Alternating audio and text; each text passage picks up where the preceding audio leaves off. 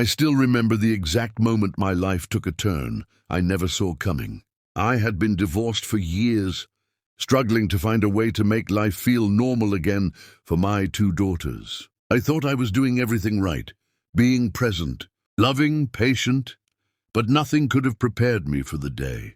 They looked me dead in the eyes and asked, "Dad, can we pick our new mom?" At first, I thought it was just a silly game. I laughed nervously and said, "Sure, pick anything you want." But when they grinned mischievously and told me they wanted someone very specific, an Apache woman, I froze. My brain couldn't process it. How could my sweet, playful daughters, aged 9 and 12, choose an entirely new mother? Someone from a culture we barely knew. Someone I'd never even considered. Was I wrong for letting them have a say?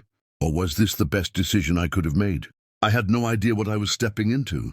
It all started a few months after the divorce. My ex-wife had moved out, taking only what she wanted and leaving behind a trail of silence and tension. The girls and I had to adjust to a life that felt like a constant balancing act. I worked long hours to provide for them, but no matter how many toys I bought or trips we went on, I could see the emptiness in their eyes. They were craving a mother figure, someone to teach them, love them, and guide them.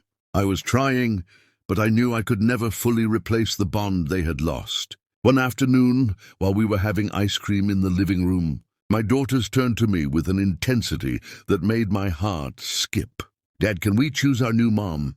my eldest asked. My first reaction was panic. I laughed, partly to hide my fear, and said, "You can pick anything, really. Anyone you like." I thought I was being generous, letting them dream. Little did I know they were serious. Over the next few days, they started giving me clues about who this new mom should be.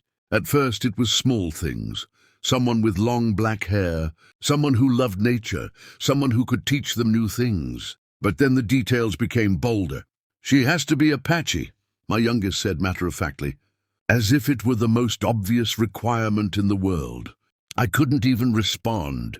I felt my chest tighten, a mix of confusion, fear, and curiosity swirling inside me. I had grown up in a world where race, culture, and tradition were boundaries you didn't cross lightly. And now, here were my daughters, asking me to open that door, to embrace something I barely understood. I tried to question them gently, but they were firm. They drew pictures, told stories of her life, even picked out the kind of jewelry they imagined she'd wear.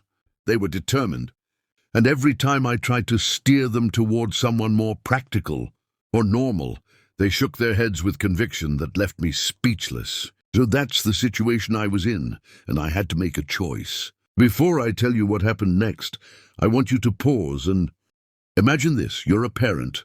Your kids have been through a painful divorce, and now they're asking you to find a new mom, a person completely outside your world. Would you follow through with it, or would you try to control the outcome? Think about it, because that was the exact dilemma I faced. My daughter's eyes were on me, full of hope, and I realized that saying no wasn't really an option. If I wanted them to trust me, to feel like I truly had their backs, I had to embrace the impossible. After weeks of searching, I finally met her. She was everything my daughters had described and more.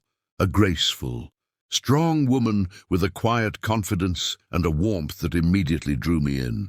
She had deep brown eyes, braided hair, and a calm presence that made the room feel lighter. My daughters lit up the moment they saw her, rushing into her arms like they'd known her their whole lives. The first conversation was awkward at first, with me nervously sipping coffee, and her smiling patiently at my strange mixture of excitement and fear. But as days turned into weeks, she became part of our lives in a way that felt natural.